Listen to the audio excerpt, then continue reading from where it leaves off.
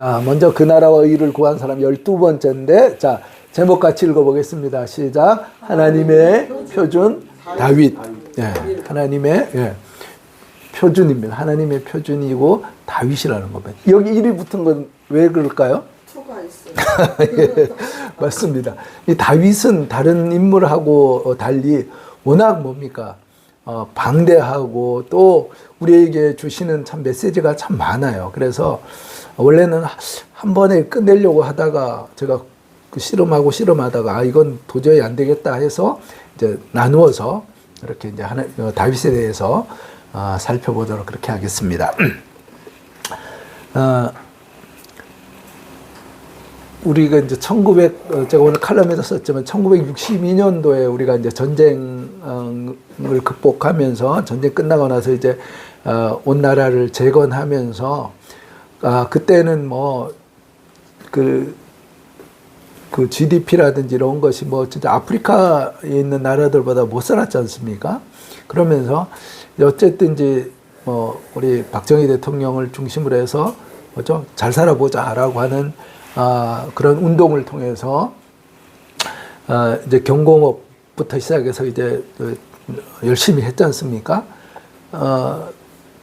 뭐 만드는 게 뭐 너무 조악하죠. 뭐 뭘 하겠습니까?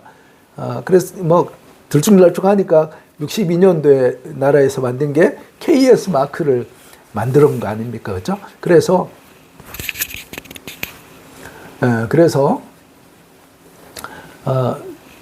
그 TV라든지 거기에 보면 이렇게 나왔습니다. 기억나십니까? KS 마크 그 찍힌 거, 그렇죠? 그걸 애용해 달라고 이렇게 했습니다.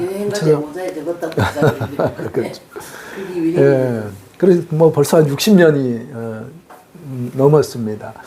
그래서 여기 KS는 코리아 인더스트리얼 스탠다드스라고 해서 거기에 이제 KS 한국 산업 표준이다라는 그 말의 약자죠. 그래 KS라고 이제 그렇게 만들었죠. 근데 참 요즘 보면 메이드 인 코리아의 자부심이 참 대단합니다. 그렇지 않습니까, 여러분? 전에는 뭐죠? 미국의 뭐 어떤 제품을 이렇게 수출하면 뭐라고 합니까? 한국 제품은 싸고 짝퉁이고 별 볼 일 없는 거, 그죠? 고급하고는 전혀 어울리지 않는, 지금 마치 우리가 중국산, 싸구려 중국산 인식하듯이 초기에는 그랬다는 겁니다. 그런데 요즘은 어떻습니까? 여러분, 어떤 제품들을 살 때 뭐가 찍힌 걸 보면 신뢰할 수 있습니까? 메이드 인 코리아라고 하면 박음질이 벌써 달라요. 중국산하고.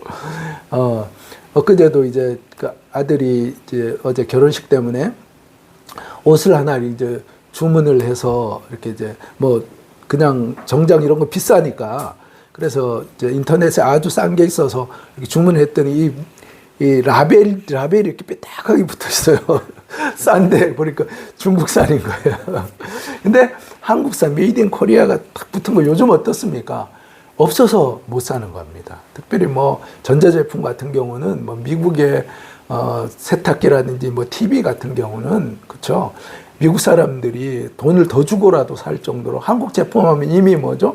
정말 좋다라고 이렇게 평판이 자자한 것을 보게 됩니다. 참 KS가 참 그 정도로 이런 힘이 있습니다.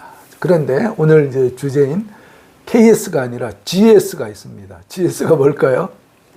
God's Standard라는 거예요. 하나님의 표준이 있다는 거예요. 예, GS 마트는 아니고요. 예, 하나님의 표준이 있다는 거예요. 자, 오늘 우리가 함께 나누려고 하는 이 사람이 바로 하나님의 표준이 됐던 사람이에요. 그죠? 볼 때 이 사람만큼만 하면 뭐예요? 기본적으로 뭡니까? 인정받는, 그죠? 존중받을 수 있는, 그죠? 그런 수준이 된다라고 하나님께서 인정한 사람이라는 거예요. 자, 말씀에 보면 이렇습니다. 뭐라고 되어 있습니까? 한번 읽어보겠습니다. 이르시되 내가 내 마음에 하는 사람이다. 내 뜻을 다 이루리라 하시더니라. 그렇죠. 뭐라고요? 하나님의 마음에 합한 맞는 사람이래요. 저 전에 성경은 합한 사람이라고 된 요즘 성경에는 마음에 맞는 사람이다라고 이야기를 하고 있습니다. 성경에 수많은 사람이 있었지만 하나님께서 뭡니까? 이렇게 내 마음에 합한 사람이다라고 인정한 사람의 그 사람이 바로 다윗이었다는 겁니다. 또 볼까요? 그렇죠. 자, 또 읽습니다. 히스기야가 그의 조상 다윗의 모든 행위와 같이 여호와께 보시기에 정직하게 행하여. 열왕기상이라든지 우리가 이제 또 역대기를 통해서 하나님의 말씀을 보면 남북 왕조가 갈라져서 솔로몬 이후에 이제 나라가 갈라지지 않습니까? 그 이후에 남북 왕조가 참 혼란에 그 카오스를 겪는데 뭐 왕들이 자기 멋대로 이제 하나님께서 하나님을 섬기라고 그렇게 말씀하셨지만 그 말씀 듣지 않고 우리가 지난번에 사사기를 본 것처럼 왕이 없기 때문에 어때요? 자기가 스스로 왕이 돼서 자기 소견에 오른 대로 그렇게 살았다는 거예요. 그러면서 하나님을 섬기지 않고 바알과 아세라를 섬기면서 나갔을 때 그렇게 살았을 때 하나님께서 늘 말씀하실 때 뭡니까? 그 왕이 그렇죠. 제대로 된 왕인가 그렇지 않은가를 말씀할 때 그 기준이 누구였습니까? 바로 다윗이었다는 거예요. 그래서 다윗이 언제나 그 표준이 돼서 다윗과 같이 행했다. 여기 좀 히스기야 같은 경우 대표적으로 선한 왕이지 않습니까? 그러니까 다윗과 같이 다윗의 모든 행위와 같이 그렇게 살았다는 거예요. 그런데 그렇지 않은 왕들, 아합이라든지 또 누가 있습니까? 요시아라든지 이런 왕들이 뭐예요? 처음에는 뭡니까? 물론 아합 같은 거 처음부터 끝까지 그랬지만 요시아 같은 경우는 처음에는 잘 섬기는 것 같았는데 나중엔 또 우리 뭡니까? 이렇게 타락하고 그런 모습들을 보여주는 것을 보게 됩니다. 그 하나님의 기준선이 누구였다고요? 다윗이었다는 거예요. 그래서 오늘 다윗에 대해서 구체적으로 하나님의 표준이 된 그 다윗에 대해서 구체적으로 살펴보기를 원합니다. 자, 우리의 중요한 신앙의 큰바위 얼굴입니다. 다윗입니다. 자, 빨간색 글씨만 같이 한번 읽어보겠습니다. 시작. 내가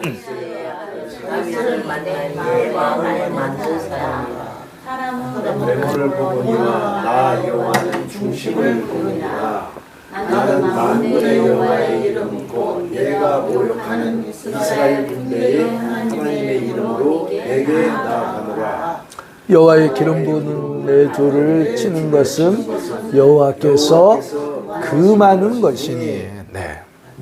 상당히 긴 그런 내용이지만 그 중에 이제 아주 중요한 부분만 포인트만 제가 한번 이렇게 정해봤습니다. 자, 다윗, 데이비드죠. 자, 이름의 뜻이 뭐라고요? 사랑받는 자, 중보자, 중재자라고 하는 그런 의미가 있습니다. 그리고 이 다윗은 어떤 왕이었어요? 통일 이스라엘의 초대 왕이었다는. 자, 혹시 이스라엘의 첫 왕은 사울인데 라고 하실 분이 계실지 모르겠는데 그때는 뭡니까? 통일 이스라엘이 아니었어요. 그죠? 이스라엘을 실제적으로 통일한, 그래서 그 첫 번째 초대 왕은 누구였다고요? 다윗이었다라고 하는 것을 기억하시면 좋겠습니다. 그리고 시편이 총 150편인데 거기에 74편 되는, 그러니까 절반을 누가 쓴 거예요? 다윗이 썼다는 겁니다. 그래서 이 다윗이라고 하는 이름이 얼마나 비중이 있는 사람이면 구약에 800번이 나온다는 겁니다. 그리고 신약에도 60번이나 나올 정도로 다윗은 참 비중 있는 위대한 왕이었다는 거예요. 제가 아까 전에 말씀드린 것처럼 다윗의 이스라엘의 수많은 역대 이스라엘 역사상 수많은 그 왕들이 있었지만 최고의 성군은 누굽니까? 바로 다윗이었다는 거예요. 자, 근데 이 다윗이 참 하나님께서 보시기에 하나님의 표준선이 되었다라고 하는 것, 우리가 포인트를 가지고 말씀을 조금 더 보도록 하겠습니다. 일단 다윗의 생애에 대해서 한눈으로 좀 살펴보기를 원하는데 너무나 좋은 자료가 있어서 제가 가져왔습니다. 송경호 기자라고 하는 사람이 다윗의 생애를 이렇게 그래프로 이렇게 만들었어요. 근데 너무도 잘 만든 거예요. 제가 이렇게 만들까 하다가 보니까 이게 있는 거예요. 그래서 가져왔는데 잘 보십시오. 큰 스토리를 보면 다윗이 뭡니까? 10살, 한 15살 정도 됐을까요? 그때쯤 사무엘에게 기름 부음을 받습니다. 그죠? 그러고 나서 이제 20살 언저리쯤에 우리가 너무나 잘 아는 골리앗과의 그 싸움에서 승리하게 되는 거예요. 그래서 참 성공 가도를 달리죠. 그런데 어떻게 됩니까? 다윗은 사울은 천천히요, 다윗은 만만이다라고. 왜? 골리앗, 이따가도 한 말씀을 나누겠지만 골리앗을 물리쳤는데 복병이 나타납니다. 무슨 일, 어떤 일입니까? 사울의 미움을 받아서 그 삶이 꼬꾸라뜨려집니다. 계속 이제 피하고 도망 다니는 거예요.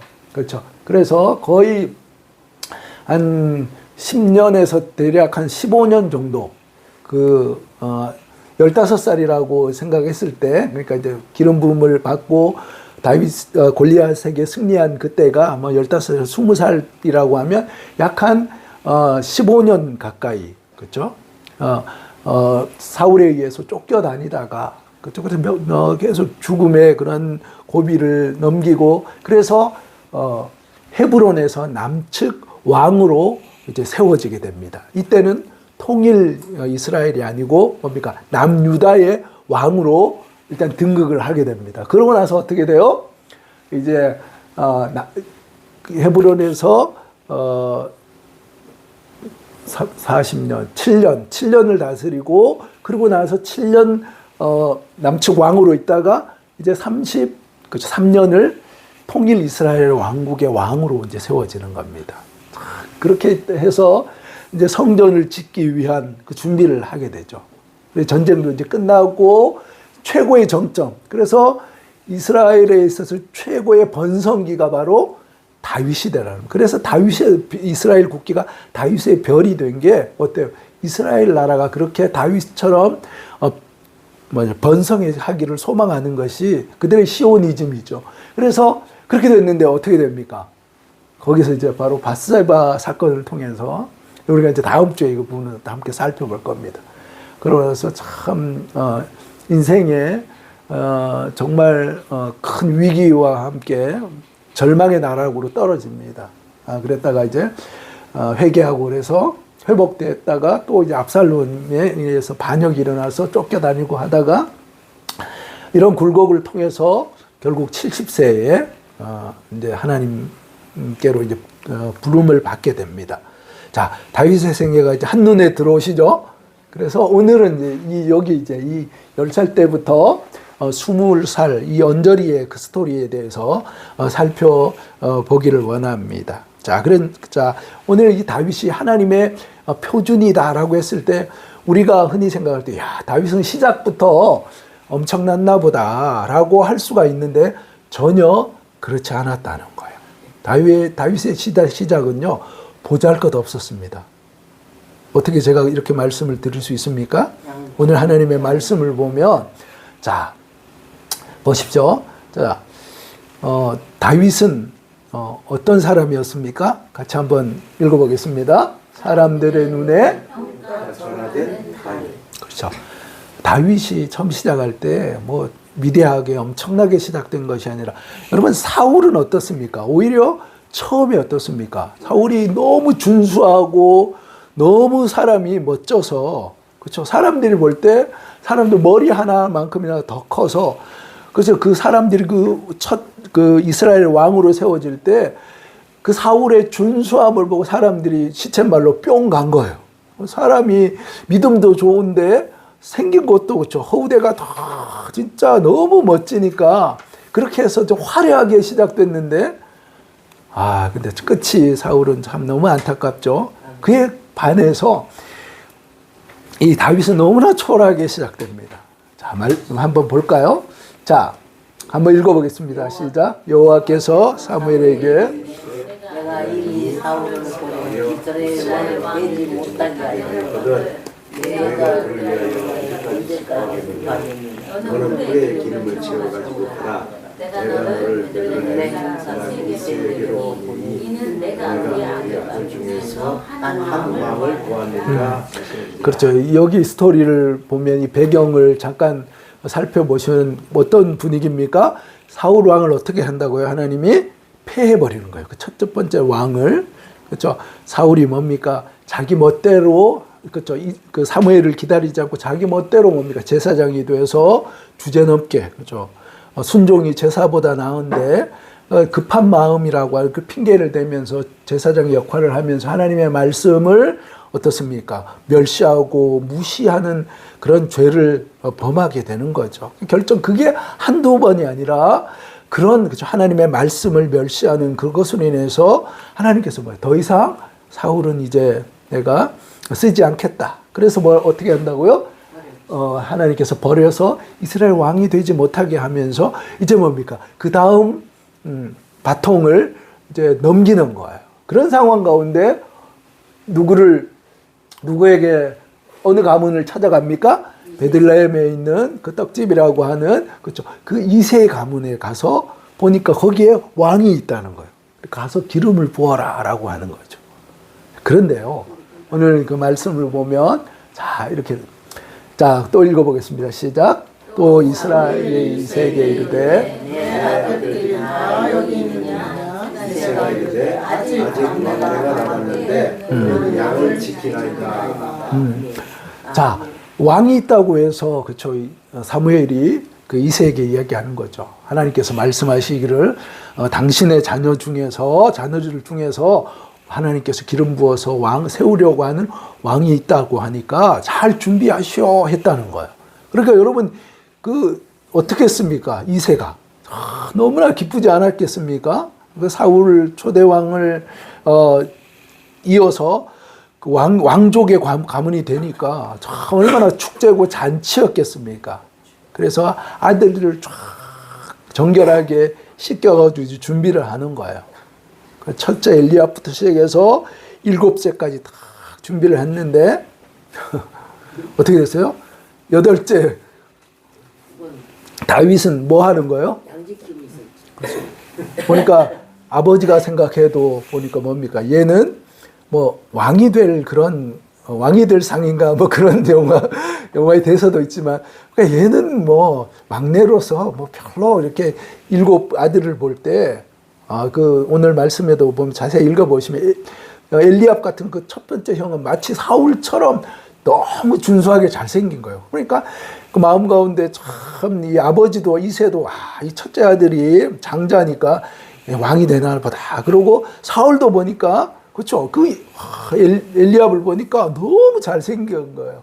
그래서 기름을 부으려고 했더니 뭐라고 합니까? 아니야. 둘째도 아니야.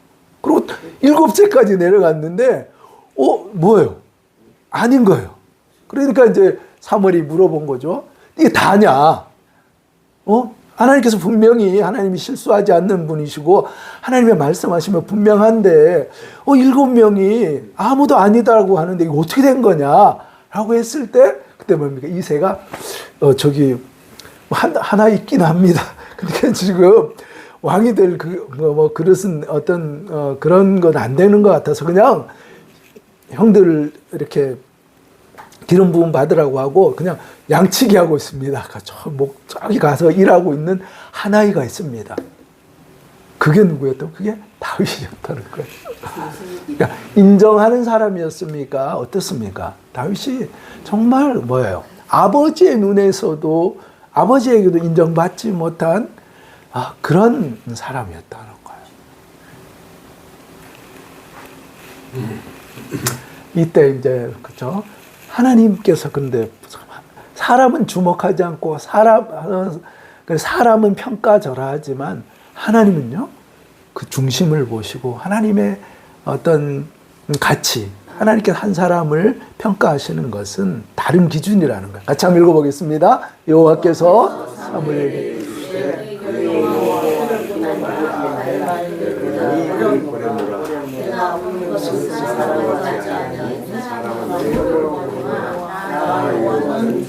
중심을 보느니라. 그렇죠.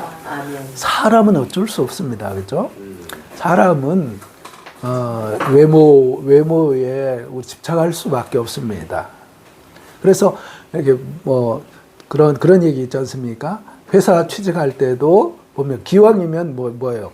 얼굴 잘생긴 사람을 뽑는다라고 하는 그건 뭐 사람으로서 어쩔 수가 없는 것 같아요. 그렇죠? 그래서 늘 뭡니까? 외모에 열등감 있는 분들이 참 힘들어하는 게 그러니까 사람의 특성이 그렇다는 거예요. 그런데 만약에 여러분 사람은 그런데 하나님마저도 외모 가지고 사람을 평가하신다고 하면 참 우리는 시험에 들 거예요. 그렇죠? 근데 하나님은 그렇지 않다는 거예요. 하나님은 무엇을 보신다고요? 중심을 보신다는 거예요. 참 안타까운 것은 이거 누구한테 하는 얘기냐면 그 첫 번째 형이었던 엘리압에게 하는 말씀인데 하나님이 아주 단호하시는 거예요. 사람들은 외모에 그쵸 그 집착해서 이 사람은 왕이 되겠다라고 하는데 하나님은 단칼에 얘기하는 거예요. 어떻게 했다고요? 버렸다고 얘기하는 거예요. 그 마음 가운데 그 중심에 그러니까 뭐예요?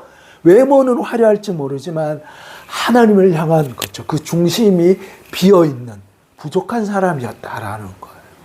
참 안타깝죠. 그런데 다윗은 어땠다고요? 그 중심에 하나님을 향한 열망과 열정이 있었다는 거예요. 그래서 이 중심이다라고 하는 말이 히브리어로 레바브라고 하는 말인데 이것은 바로 심장이고 마음을 뜻하는 그런 말입니다.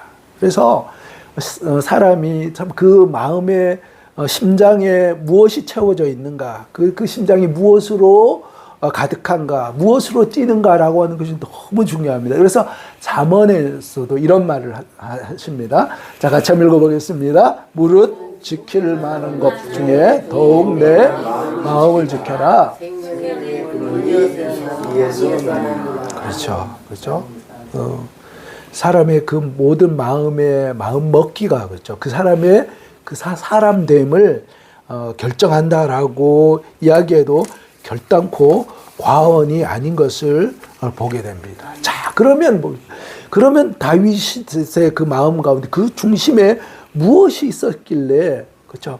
중심을 보신 그 하나님의 마음에 하나님의 기준에 합한 그런 사람이 되었겠습니까? 그것은 바로 다윗은 자, 말씀을 같이 읽어보겠습니다. 중심이 하나님의 말씀으로 꽉 찬 다윗이었다는 거예요. 자, 보겠습니다. 자, 뭐라고요? 할례 받지 못한 블레셋과 하나님의 군대의 모욕에 다윗이 의분을 가졌다라고 하는 것을 보게 됩니다. 자, 말씀 읽어보겠습니다. 다윗이 블레셋 사람에게 이르되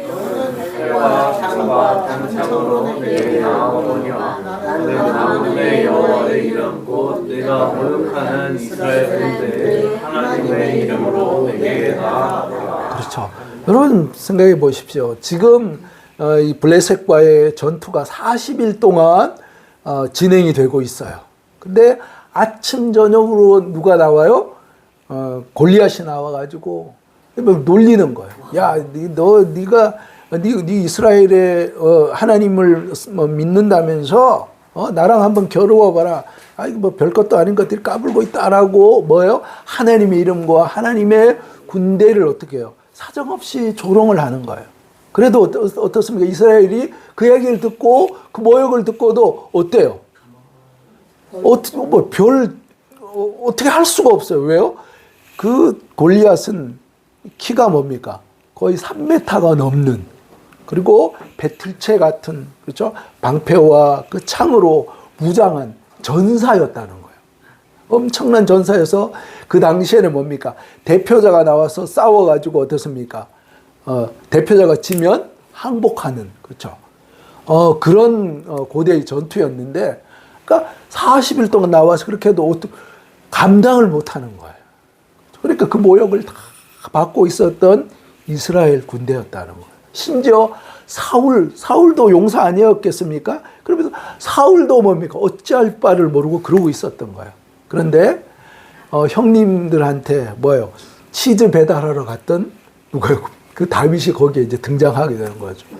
그러니까 이제 물어보는 거. 아니 왜 이러고 있습니까? 라고 했을 때 이제 사람들이 그 이야기를 하는 거예요. 저 골리앗이란 저 장수가 엄청난 장수인데 지금 40일 동안 와가지고 하나님의 이름을 모욕하고 하나님의 군대를 모욕하고 있다. 그런데 뭐 어떻게 할 수가 없는 그런 상황이다 라고 하소연했을 때 다윗이 뭐라고 그럽니까? 이렇게 의분에 차올라가지고 그렇죠. 근데 참 이렇게 보면 그때 나이가 몇 살이라고요? 다윗이 대략 15살에서 20살이 채 안 되는 소년이었다는 거예요. 얼마나 그렇다고 해서 뭐 등치가 큰 것도 아니고 장수들이 입는 뭐예요? 그 사울의 그 투구와 갑옷을 입으니까 이게 그죠? 갑옷이 너무 커가지고 오히려 없는 게 그죠? 너무 이게 힘든 거예요. 근데 그걸 벗어놓을 정도니까 뭐 키가 그죠? 크지도 않은 그런 소년이었다는 거예요. 그런데 그 소년이 뭡니까? 지금 뭐라고 얘기합니까?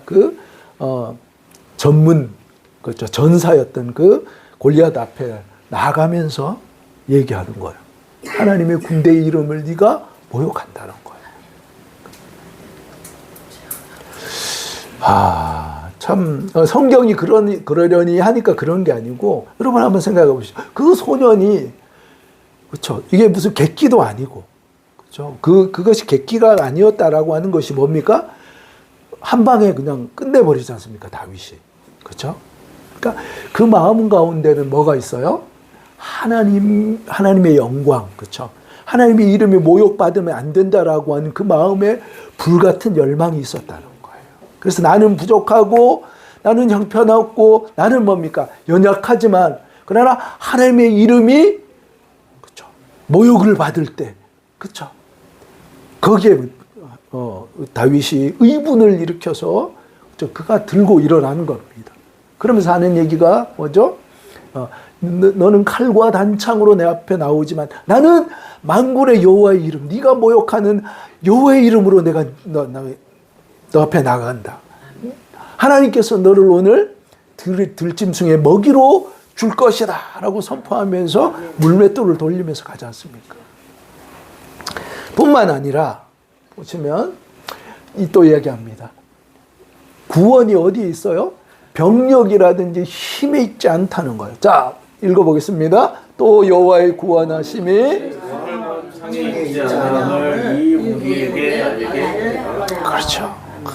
그렇죠. 그 당시에는 뭐 그렇죠.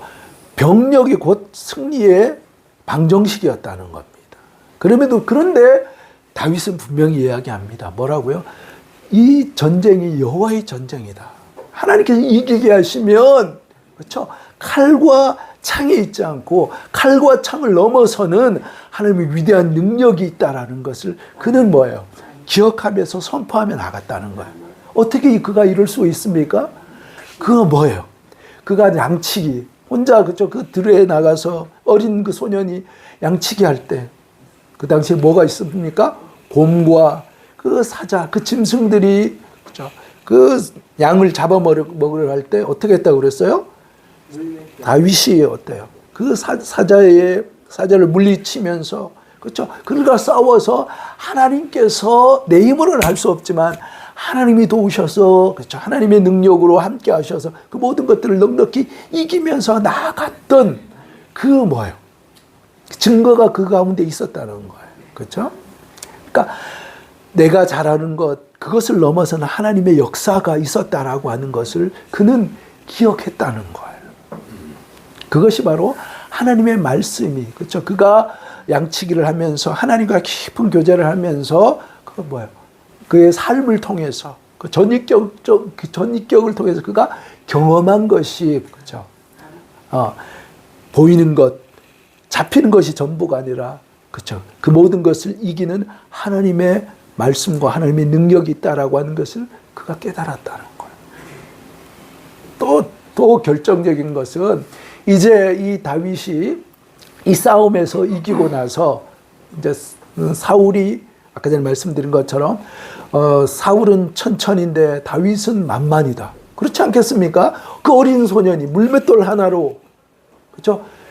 그 엄청난 42일을 감당을 못했던 그 골리앗을 한 방에 쓰러뜨리고 그 목을 베버린 그 사건을 모든 이스라엘이 다 보고 나니까 사울은 천천 정도의 찬송과 영광을 받을 사람이면 다윗은 만만이다라고 하니까 이 시기심만은 그렇죠. 이 다윗이 그렇죠.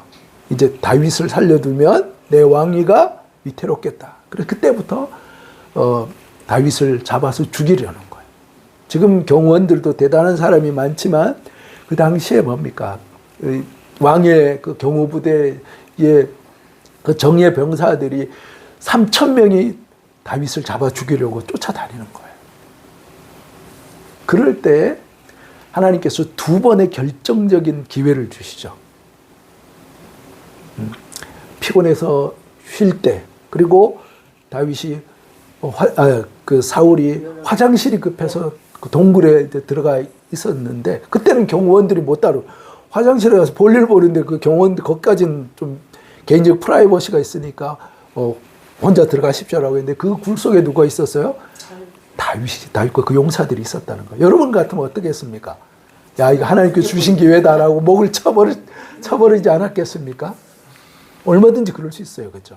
그런데 놀라운 것은 자, 말씀을 같이 읽어보겠습니다. 시작. 여호와의 기름 부은 내 줄을 치는 것은 참 다윗이 위대한 것이죠. 위대한 것이 그렇습니다. 우리는 말씀을 나 중심으로 얼마든지 적용하려고 하는 겁니다. 그런데 다윗은 그 절대 기준이 뭐예요? 하나님이 금하시니까. 그렇죠? 마치 이게 하나님께서 주신 기회 같아 보이지만 그러나 이것이 뭐예요? 하나님이 기뻐하시지 않는 거다라고 하는 분명한 기준이 있었기 때문에 안 하는 거예요. 그렇죠? 그래서 다윗이 뭐예요? 그 마음 가운데 하나님의 말씀으로 가득 꽉 차 있던 사람이었기 때문에 어떻습니까? 사울은 그렇지 않았잖아요. 자기 욕심과 자기 의로 가득했었는데, 그렇죠? 하나님의 영원한 표준이 된 그 다윗은 하나님의 말씀이 그렇다고 하면, 그렇죠?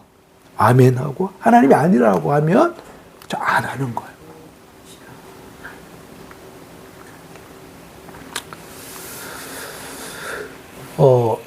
요즘 이제 그 결혼식을 이렇게 보면서 제가 참, 가슴 아픈 것이, 저 조카가 결혼식이 있어서 이렇게 결혼식을 하는데, 요즘 그 결혼식이, 그러니까 이제 주례 없이 하는 그런 결혼식이지 않습니까? 뭐 주례가 있고 없고 그게 이제 중요한 게 아니고, 주례를 하나님의, 교회를 중심으로 해서 이렇게 한다라고 하는 것은 뭐예요? 그것이 단순한 의미가 아니라 내 가정을 무엇에 세우는 거예요? 하나님의 말씀에 세우는 거예요. 그런데 요즘 청년들은 어떻게 하는 거예요? 하나님의 말씀. 세상이 그렇게 하니까 이게 요즘 트렌드야. 마치 말씀 주례사 이렇게 세워서 이렇게 하는 거, 그건 좀 올드한 것 같고, 자기들이 이렇게 나름대로 준비해서 하는 거, 그건 신식인 것 같고, 뭐죠? 트렌드를 쫓아가는 것 같이 그렇게 느끼고 또 사람들도 그렇게 얘기하는데 제가 그걸 보면서 너무 가슴이 아픈 거예요. 여러분, 모든 가정이, 그렇죠? 정말 뜨겁게 사랑하니까 결혼하는 거 아닙니까? 그렇지 않습니까? 어제도 보니까 정말 잠시를 죽고 못 살아요. 그렇죠? 서로.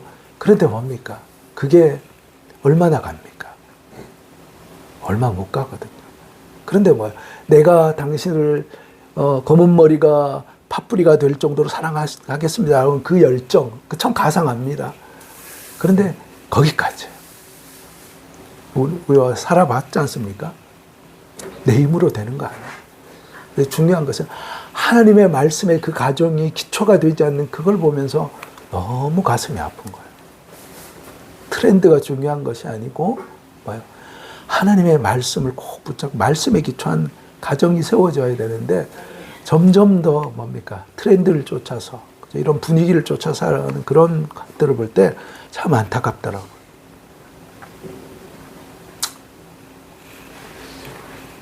에베소서 6장 17절은 이렇게 말씀합니다. 같이 한번 읽어보겠습니다. 성령의 검, 곧 하나님의 말씀을 가지라. 그렇죠. 에베소서에 보면 영적 전투를 하는 데 있어서 여러 가지 방어, 방어 도구들이 나오죠. 구원의 뭐죠? 구원의 투구, 의의 흉패, 흉패를 붙이고 진리의 허리띠, 그리고 또 뭡니까? 믿음의 방패, 그죠? 믿음의 방패를 가지고 평안으로 예비한 신발을 신고, 그렇죠? 그리고 그리고 호심경, 그렇죠? 의의 흉패죠. 그건 다 뭐예요? 공격 방어 무기예요. 그런데 하나 주신 무기가 뭐예요? 성령의 검, 곧 하나님의 말씀을 가지라고. 그 사단이 공격해 올 때 이게 세상 트렌드야. 그렇죠? 그렇죠? 뭐 술 한잔 하는 거 그건 사회생활 하는 데서 필요한 거 아니겠어? 뭐 술 취하지 않는 거니까 괜찮다라고 하면서 그렇죠? 그런 공격들이 우리 가운데 있는 거예요. 그렇죠? 그럴 때 어떻습니까? 그래, 뭐 그 정도는 괜찮은 거야 라고 하면서 그렇게 할 때 뭡니까?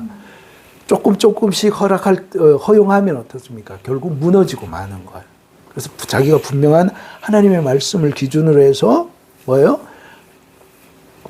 자신의 방어를 분명하게 할 때 사단이 아무리 공격해도 어떻습니까? 지켜나갈 수 있는 거예요.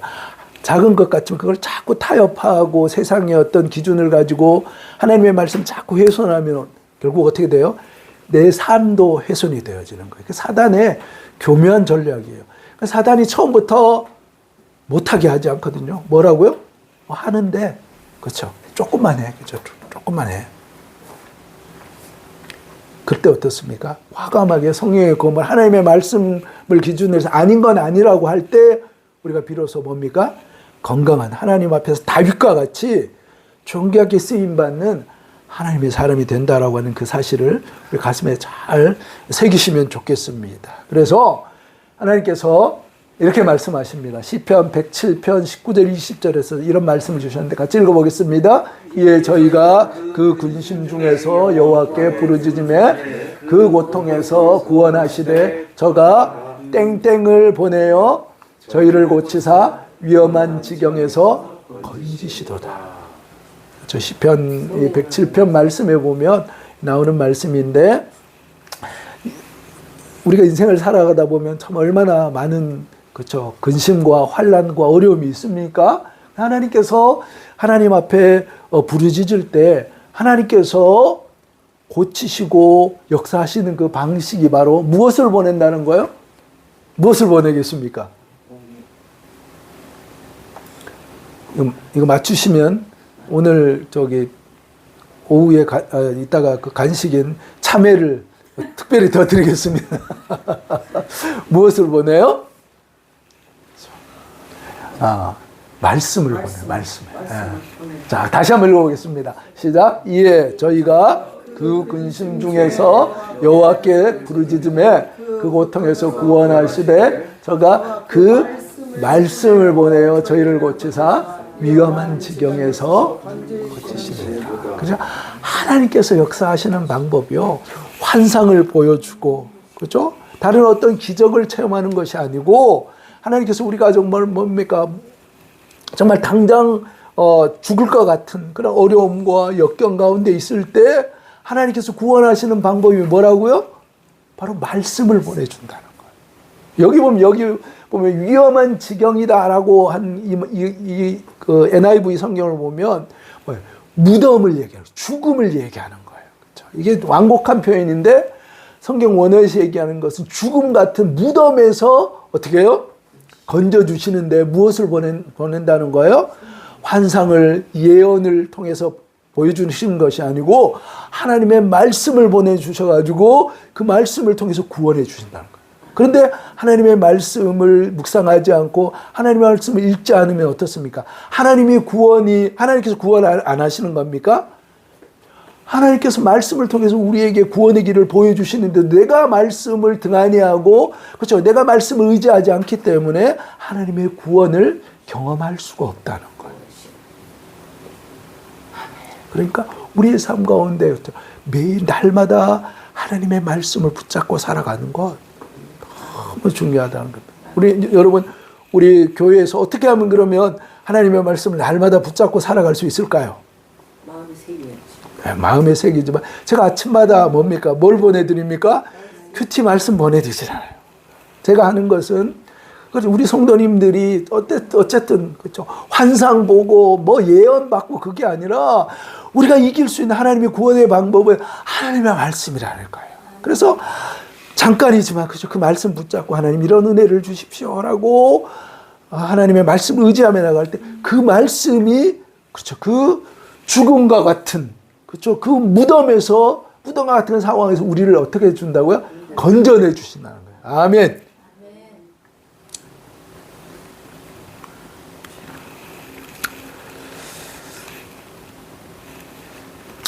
우리 앞에 여러분, 내 앞에 지금 과연 어떤 골리앗이 서 있습니까?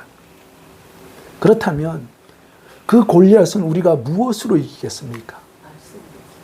좋은 칼로 하겠습니까? 좋은 방패로 하겠습니까? 무엇으로 이깁니까? 그것이 뭡니까? 어떤 경제적인 문제가 될 수 있고 사업적인 어떤 그런 문제도 될 수 있고 건강의 문제도 될 수 있고 우리를 넘어뜨리려 하는 수많은 장애물이 우리 앞에 떡하니 버티고 있다는 겁니다. 그것을 여러분 어떻게 이겨나가겠습니까? 다윗은 어떻게 이겼다고요? 하나님의 말씀이 그 안에 꽉 차 있을 때 그는 역경과 어려움을 다윗만큼 어려움을 겪은 사람이 성경에 없어요. 그럼에도 불구하고 그죠 다윗은 그죠 그 어려움과 그 역경을 그 죽음 같은 그런 사망의 음침한 골짜기를 다닐 때 하나님의 말씀이 뭐예요? 그렇죠. 내재된 하나님의 말씀이 그를 결국 살렸다는 것. 다윗은 하나님의 표준입니다. 그렇지 않습니까? 하나님의 표준이에요. 자, 이것이 우리의 고백이 됐으면 좋겠습니다. 다 같이 큰 소리로 읽고 마치겠습니다.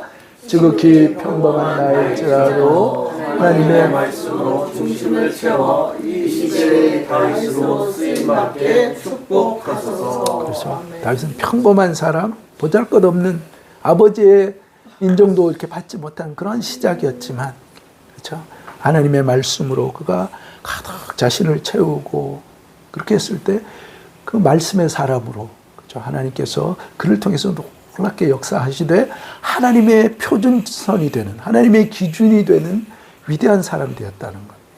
이 시대에도 우리 한 사람 한 사람이 나도 다윗처럼 그렇죠? 하나님 앞에 쓰임받는 이 시대의 표준이 됐으면 좋겠다라고 하는 그런 열망을 가지고 하나님 앞에 결단하며 나가는 우리 성도님 되시길 주님의 이름으로 축복합니다.